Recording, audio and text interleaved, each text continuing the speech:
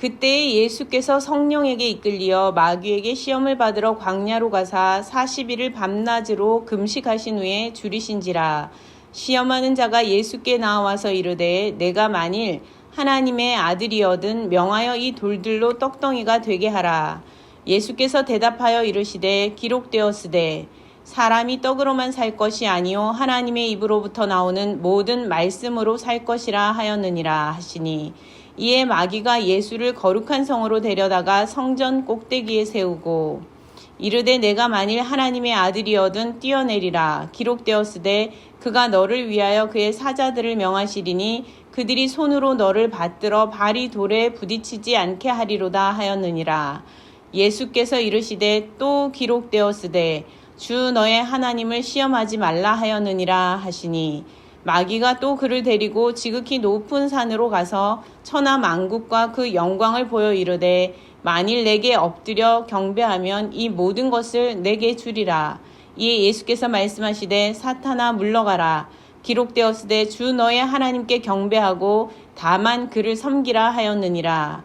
이에 마귀는 예수를 떠나고 천사들이 나와서 수종드니라. 아멘. 예수께서 공생의 사역을 시작하시기 전 3가지 시험을 치르셨습니다. 시험장은 광야였습니다. 시험 기간은 40일이 넘는 긴 기간이었습니다. 한 달이 훨씬 넘는 그 긴 기간 동안 먹을 것이 전혀 제공되지 않았을 뿐만 아니라 먹을 것을 구하시지도 않으셨습니다.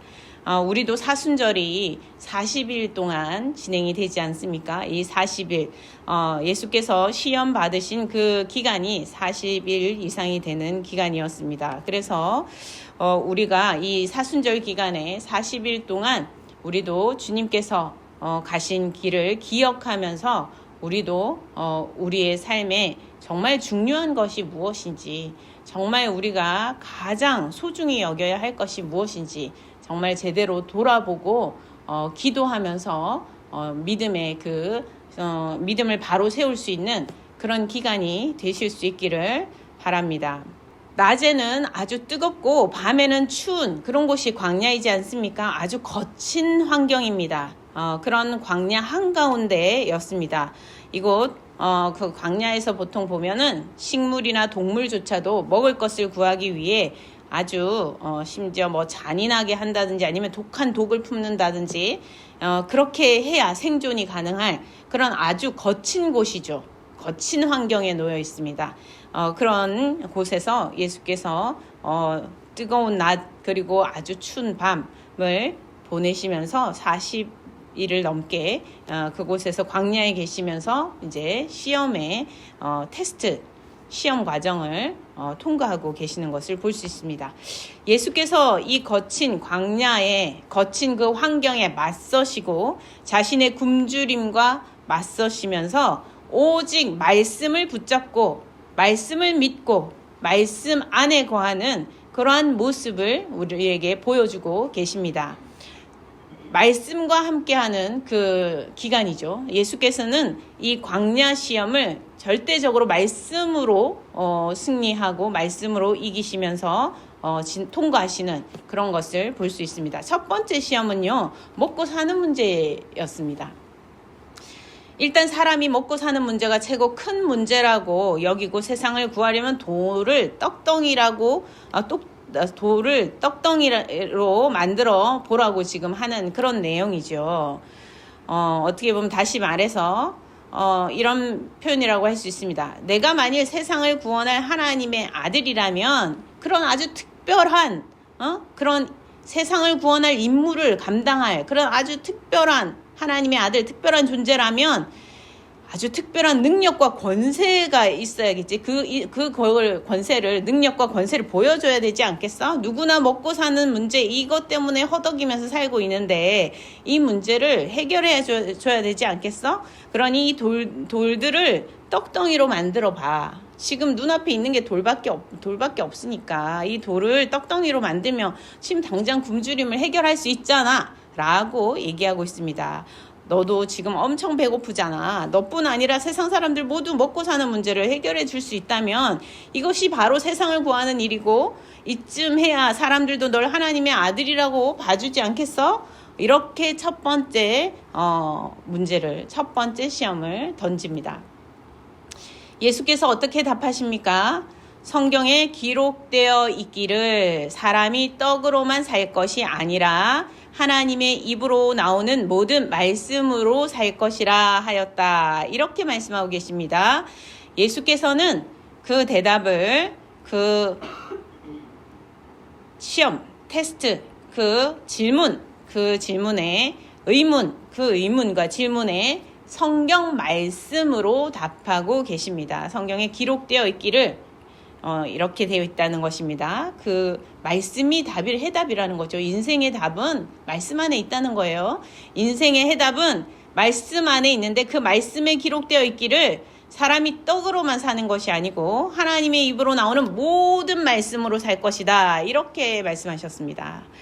사람이 떡으로 살 것 같지만 그게 아니라는 거예요. 사실 사람이 사는 것은 하나님의 말씀으로 사는 것이라는 겁니다. 사람이 존재하게 된 것, 사람이 사는 것, 이것은 하나님의 말씀으로부터 됐다는 거예요. 하나님의 말씀으로부터 되는 것이라는 겁니다. 또 하나님의 말씀으로 될 거라는 거예요. 사람이 존재하고 사는 것, 이것은 하나님의 입으로 나오는 말씀으로부터 시작되었고 그 말씀으로 진행되고 있고 또 앞으로 살게 될 그 모든 미래의 일들도 하나님의 말씀 안에 있다는 것입니다. 하나님의 말씀으로 되는 것이지 떡으로가 아니다 라고 말씀하고 있는 거예요. 이 물질적인 떡, 그것이 사람의 생존을 결정하는 결정적인 것이라고 착각하는데 그렇지 않다고 말씀하고 계십니다. 사람이 사는 문제, 이것이 우리는 먹고 사는 문제로 귀결한다고 단순하게 생각할 수 있습니다. 그래서 우리는 육신에 먹고 마시는 것에 집중하고 그래서 주객이 전도되어 버리는, 사는 것이 더 소중한 것이 아니라 먹는 것이 더 소중한 것이 되어버리는 이런 상황이 될 때가 많이 있지요. 사람이 사는 것이 귀한 것이고 사람을 살리는 것이 귀한 것이 아니라 당장 먹는 것이, 내가 얼마나 많이 먹고 좋은 것을 먹는 것이 더, 그것이 특권을 누리는 것이 더 좋은 것이고 귀한 것이냐 착각하게 만드는 일들이 벌어지는 것이 현실입니다. 그러나 예수께서 분명히 말씀하십니다. 사람이 사는 것은 하나님의 말씀으로, 하나님의 입에서부터 나오는 그 말씀으로부터 된다는 것입니다.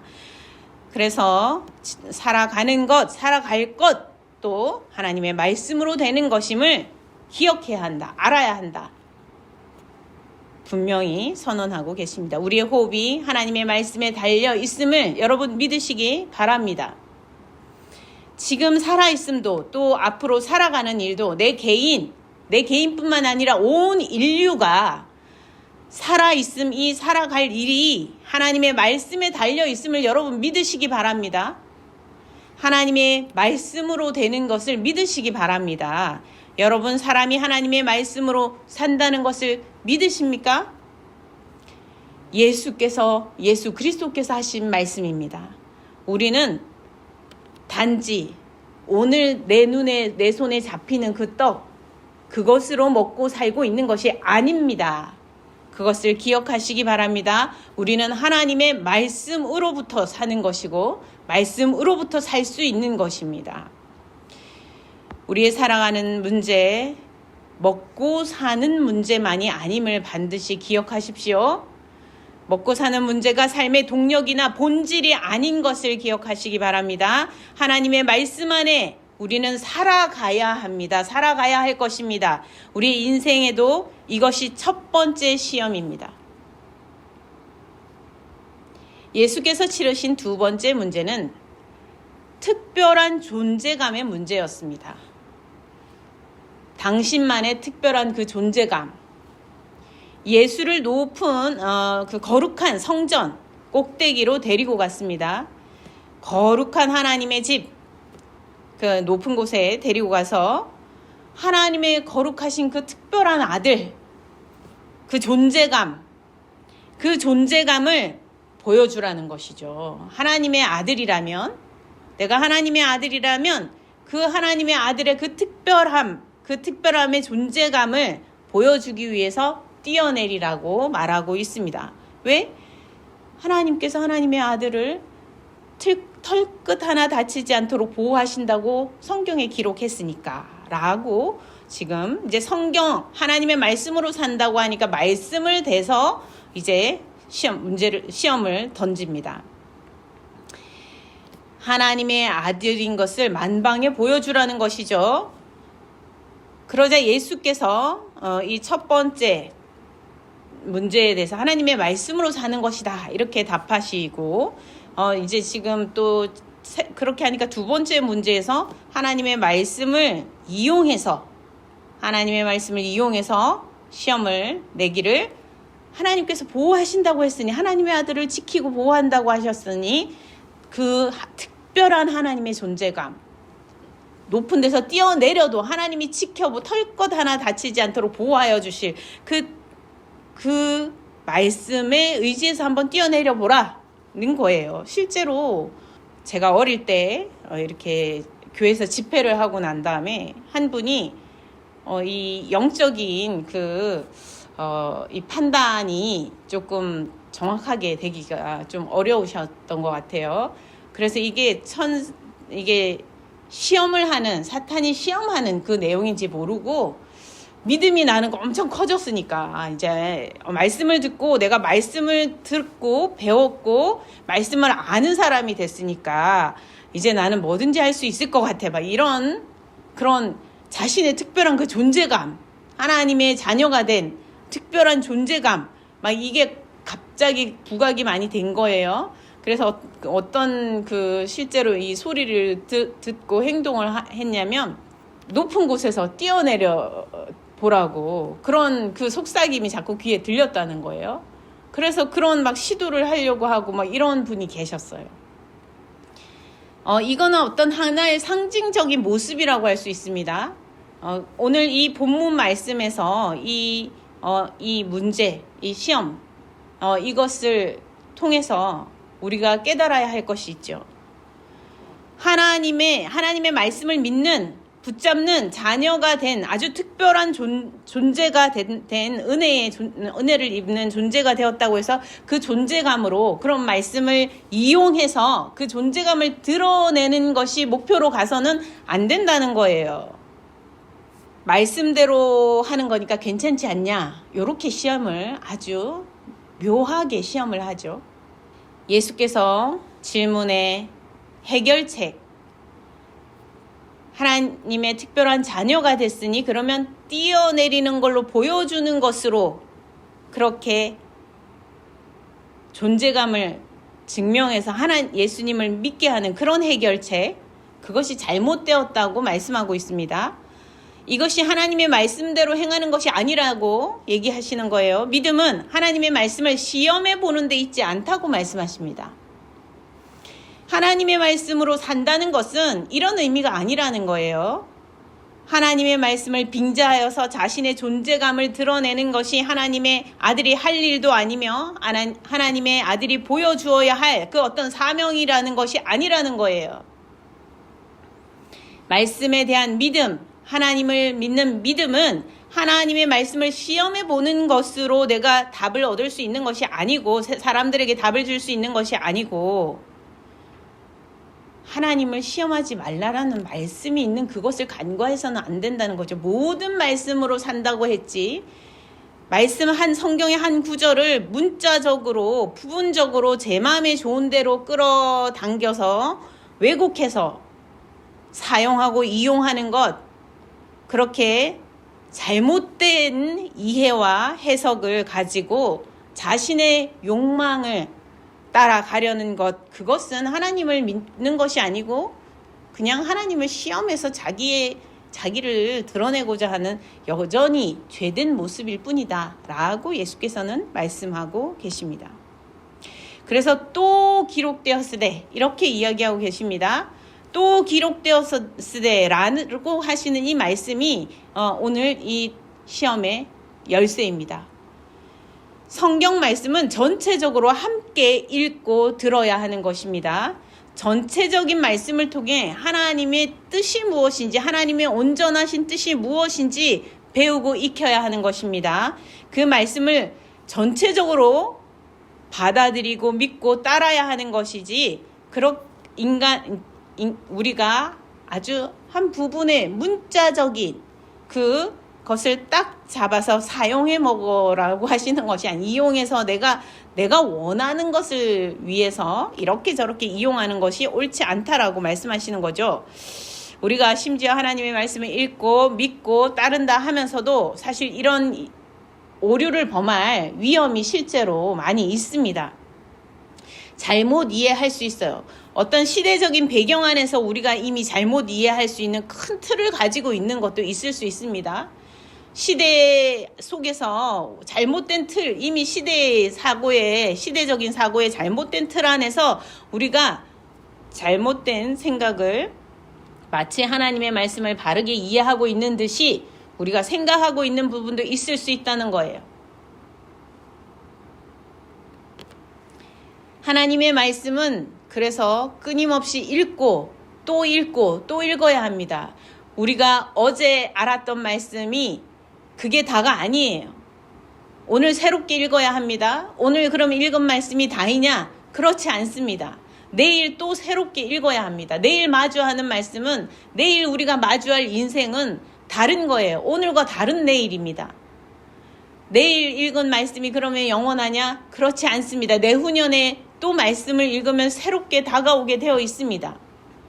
우리가 인생의 마지막 서는 그날까지, 이 땅에서 마지막 살아가는 그 마지막 날까지 말씀은 우리는 새롭게 깨달아야 하는 것입니다. 말씀을 마주해야 하는 것입니다. 새롭게 마주해야 하는 것입니다.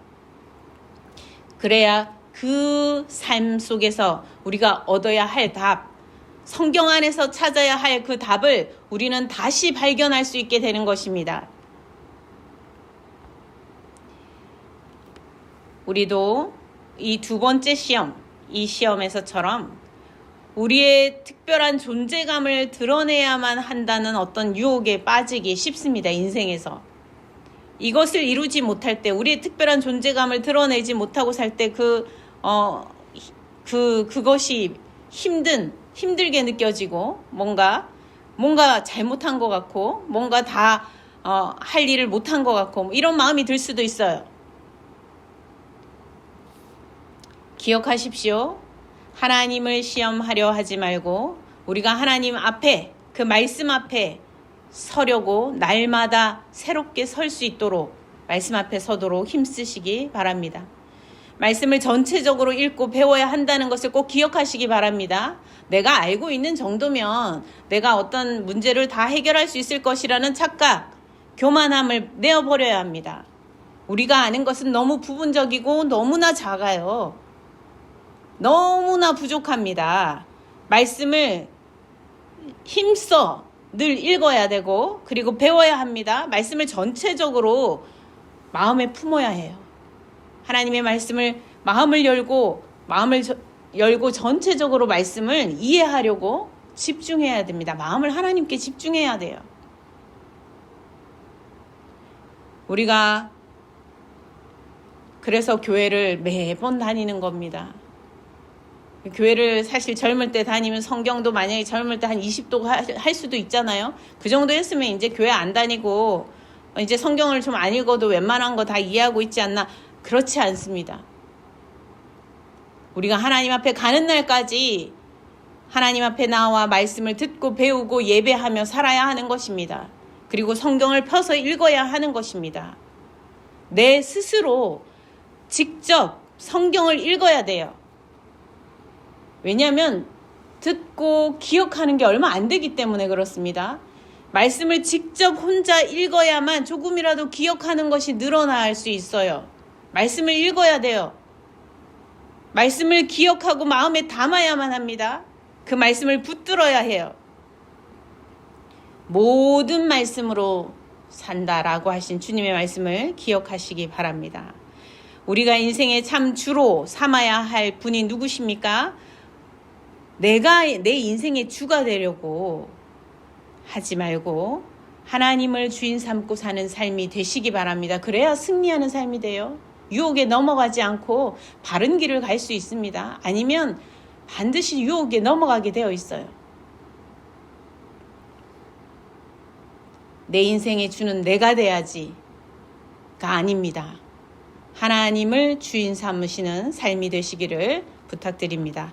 예수께서 가르치신 이제 세 번째 시험은 마귀가 예수를 아주 높은 산에 데리고 올라가 천하만국과 그 영광을 보여주면서 이렇게 얘기하죠. 내게 엎드려 경배하면 이 세상의 모든 영광을 너에게 다 줄 거라고 얘기를 합니다. 세상 이 만물과 이 모든 영광이 다 너한테 줄 수 있어. 그러니까 지금 나에게 엎드려 경배해라고 얘기합니다. 요구합니다.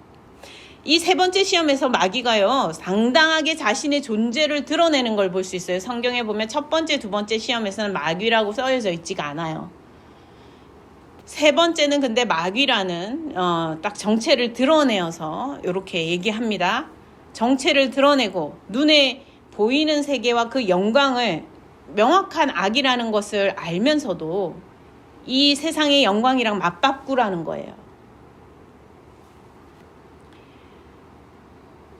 눈에 보이는 세계, 이 영광 사실 너무 어마어마하지 않습니까?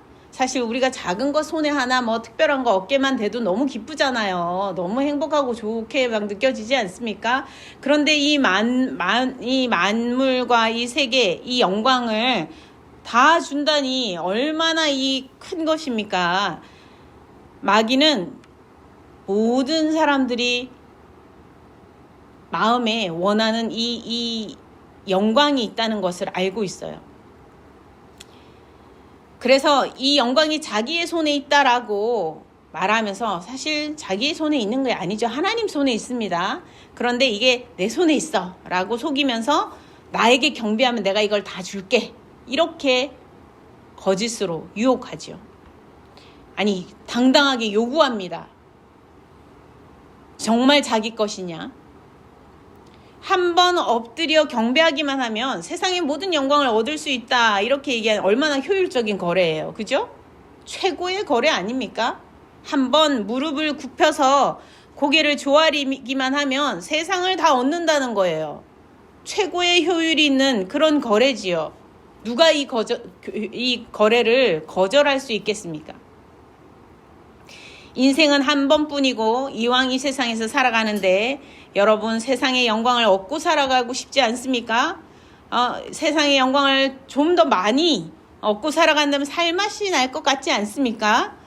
이래도 죽고 저래도 죽겠지만 마귀에게 한번 굽히고 더 이상 사람들 앞에서는 굽힐 필요가 없이 산다면 얼마나 행복할까? 이렇게 생각한다는 거예요. 사람들이 이렇게 생각할 수 있다는 거예요. 지금 이렇게 유혹하고 있는 것입니다. 세상 영광을 누리고 세상 사람들 앞에 전혀 굽히지 않아도 되는 삶, 떵떵거리면서 살 수 있는 삶, 그런 삶을 맞바꿀 수만 있다면 마귀라는 정체를 드러내고 악이라는 걸 분명히 알고 있을 때에도 거래를 할 법하다는 것이죠.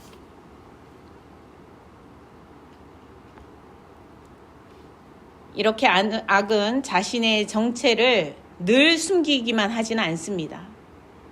정체를 드러내고서 당당히 경배를 요구하기도 하는 것입니다. 악에게 무릎 꿇고 사람들 앞에서는 무릎을 굽힐 필요가 없는 것이 사람들은 더 효율적이라고 판단하고 그것을 선택하는 사람들이 실제로 많고 또 그것을 마귀는 요구하고 있습니다. 그렇게 살아가라고. 예수께서 말씀하십니다. 사탄아 물러가라. 주 너의 하나님께 경배하고 다만 그를 섬기라. 명령하셨습니다. 예수께서는 세상 영광을 얻고 누리고자 이 땅에 오신 것이 아니시죠. 세상에 그리스도 되신 예수의 소명, 하나님의 아들로서 구원자가 되시는 그 예수의 소명과 사명의 자리는 오히려 세상의 영광을 버리는 자리예요. 사탄의 정체가 드러날 때 세상의 영광을 위해서라면 그 앞에 조아리고 엎드리는 것을 택하는 그런 삶이 아니라 이런 사탄을 쫓아내시는, 물러가라고 쫓아내시는 것이 예수 그리스도의 모습이십니다. 하나님의 아들 되신 주님께서 하시는 일이신 것이죠. 곁에서 얼씬거리지 말고 썩 물러가라, 이렇게 말씀하십니다. 하나님께서 너희의 하나님이시다. 내가 경배해야 할 분이 오직 하나님이시다. 이렇게 다시 상기시켜 주십니다. 오직 하나님을 섬기라고 선언하여 주십니다. 우리도 하나님을 섬기는 삶과 세상의 영광을 누리는 삶을 택해야 합니다. 하나님을 섬기는 삶과 세상의 영광을 누리는 삶을 택해야 돼요. 둘 중에. 그것 중에 어떤 것은 택하고 어떤 것은 버려야 하는 것입니다. 그것을 하나님을 섬기는 삶을 위해 우리는 살아야겠죠. 세상의 영광을 누리는 삶을 위해서 하나님을 섬기는 삶을 맞바꾸어서는 안 될 것입니다. 우리 삶의 목표가 세상의 영광을 최대한 많이 얻고 누리다가 가는 것이 되어서는 안 될 거라는 거예요. 그것을 위해서라면 내가 어떤 일을 하더라도 괜찮다, 그런 삶을 택해서는 안 된다는 것입니다. 하나님을 잘 섬기는 것, 그것이 우리의 본분이며 우리의 삶의 목표가 되어야 한다는 것이죠. 오직 하나님을 경배하고 오직 하나님을 섬기는 것이, 그것이 우리의 일이고 우리의 자리인 것입니다. 하나님께서 우리의 하나님이 되시기 때문에 그렇습니다. 예수께서 공생의 사역 전 치르신 3가지 시험은 우리도 인생에서 어떻게 보면 반드시 겪어야 하는 시험이라고 할 수 있습니다. 우리도 주님께서 이미 보여주신 그 모범 해결책을 우리가 따라서 바르게 답하며 살아갈 수 있는 인생이 되기를 간절히 바랍니다. 한편 이런 생각을 할 수 있어요. 왜 하나님의 거룩한 일, 사명을 감당하실 예수께서 이러한 시험을 치르시며 혹독한 광야의 환경으로 내몰리신 것일까? 굳이 이렇게 하시는 것일까? 하나님, 왜 우리 하나님의 자녀고 하나님의 백성이라는 우리 거룩한 성도라고 하는 우리의 삶을 왜 굳이 그 광야의 삶으로 인생의 길로 몰아가셔가지고 우리를 꼭 그렇게 시험을 치르셔야 하는 것일까? 이렇게 생각할 수 있습니다. 우리를 버리시는 것인가? 성경은 예수께서 성령의 인도하심을 따라 가신 길이었다고 분명히 기록하고 있습니다. 이러한 시험조차 성령의 인도하심 안에 있다고 성경은 기록해 두고 있어요. 하나님의 허락하심과 도우심 가운데 이 시험도 있는 것입니다. 시험이 있으면 왜 하나님이 날 버리시는 거지? 이렇게 생각할 일이 아니라는 거예요. 시험장에서 오롯이 단독으로 홀로 주체적으로 답해야만 하는 그런 과정이 반드시 있습니다. 그러나 이미 그 자리에 성령께서 함께 하고 계신 것을 반드시 기억해야 합니다. 성령님께서 우리의 여러 시험 가운데 함께 하시며 우리를 도우시려고 기다리고 계시는 거예요. 우리의 답을 기다리면서 기다리고 계시는 것입니다. 우리를 도우시고자 바로 곁에서 우리를 지켜보아하고 계시는 거예요. 결국 사탄은 떠나가고 천사들이 나와 예수를 수종도는 모습을 볼 수 있습니다. 우리도 시험의 때가 지나면 천사들이 돕고 힘을 북돋워주는 하나님의 은혜를 입을 것입니다. 믿음으로 우리 각자의 광야의 시험을 치르는 그 과정들 잘 통과하시는, 그래서 하나님을 잘 섬기는 그런 복된 성도들이 다 되실 수 있기를 간절히 소망합니다. 함께 기도하시겠습니다. 하나님 아버지, 오늘 읽고 배운 말씀을 따라 우리 인생의 광야 시험을 잘 통과하게 인도하여 주옵소서. 떡이 아니라 하나님의 말씀으로 살게 하시며 하나님의 말씀을 전체적으로 바르게 배우고 익히게 인도하여 주옵소서. 그리하여서 내 존재감을 드러내기 위해 부분적으로 문자적으로 말씀을 남용하지 않도록 늘 지혜를, 지식을, 말씀의 지혜와 지식을 허락하여 주옵소서. 한 번 사는 세상, 눈에 보기 좋은 세상 영광 누리고자 하나님 대신 악에게 무릎 꿇으려는 유혹을 이기게 하여 주옵소서. 오직 만유의 주가 되시는 하나님을 섬기며 하나님만을 경배하는 믿음의 성도로 살게 하여 주시옵소서. 언제나 우리를 홀로 두시지 않으시고 성령께서 친히 함께 하시며 또 우리의 걸음을 인도하시며 우리를 돕는 천사들을 보내어 주시는 것을 기억하며 이 시험의 때를 잘 이겨갈 수 있도록 함께하여 주옵소서. 황무하고 거친 광야 속에서 거친 어려움 속에서 믿음으로 승리하는 성도들 다 되도록 말씀으로 붙잡아 주옵소서. 감사드렸고 우리 주 예수 그리스도 이름으로 기도드립니다. 아멘.